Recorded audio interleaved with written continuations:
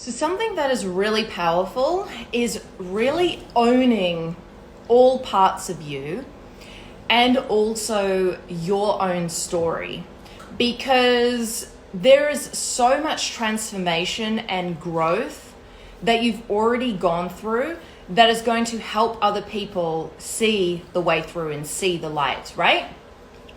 But too often we devalue because we're trying to hide the pieces that we don't like about ourselves. And we don't fully own where we were because maybe we're not where we ultimately want to be. And so it kind of feels raw to be able to go there and own that part because it's not yet healed in some ways. And so when we operate from that place, we're doing things to avoid being found out instead of operating from this place of service and wanting to help. The way you turn your story into a superpower is that you don't look at the patterns as obstacles. You don't look at like the dips or the downfalls, so to speak, or the challenges that we have as things that we cannot overcome. We get beaten down by it. When we're beaten down, we're not seeing the lesson. We're choosing to kind of sit in our victimhood of like, why does this happen to me? And like, why is this happening? Why is this pattern coming up again? And why do I get these same results? And there's a lot of judgment and self-judgment in those situations. And when we're too busy judging ourselves, we're actually coming from a place of fear. When we're coming from a place of fear, we can't see the lesson. We're not able to move through because we just can't see it.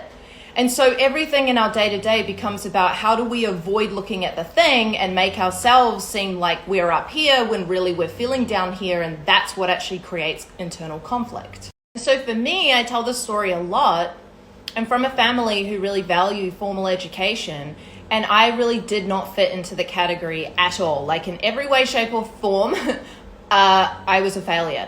And so I told myself that because my world at the time was, if you are not intelligent, you don't get these degrees and you don't pass school and blah, blah, blah, that you are unsuccessful. And that was a story I told myself. So I created this life of unsuccessfulness and unhappiness because I really told myself that.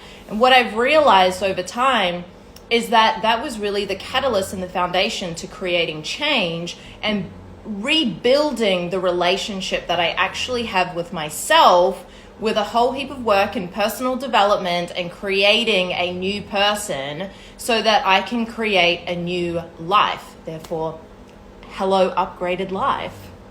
And so for a long time, I really avoided taking on new challenges that would trigger that underlining fear or insecurities that I would have, because I was bringing my past version. Because you can sit there and be like, Sally, you're almost 34, like you're talking about school.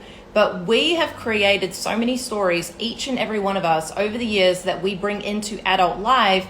And there comes a time where it lies dormant and we don't think, we've kind of just brushed it under the carpet and we think we kind of get away with it. But there comes a time where it starts to impact your new results, your new life, your happiness, where you want to go, your money, all of these things. So you have to be willing to look at the things and look at the truth and get truthful and honest with yourself about why you are stopping yourself from achieving the level of success that you want, because it's all your own doing. And that's where you start to own yourself to such a great and deeper level.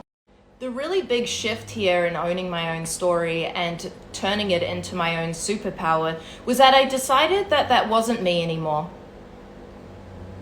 Like, that way of thinking does not control me anymore. I took the charge out of it. And so when you can start to do that and see it as the lesson and see it as your freaking goddamn superpower, you start to own that shit. You start to own the wholeness of you, and you recognize and realize that that's not you anymore. And so you can release that past version and you can be someone else. So I can look back in appreciation. I can talk about it with you today with so much power and happiness and gratitude, because I'm like, damn, because I made some different decisions and because I was there, it's helped me to be who I am today, where I can help others recognize that they are their own superpower according to their own experience and story. And you know the best part about all of this is like you just allow yourself to be who the F you want to be. That is true freedom.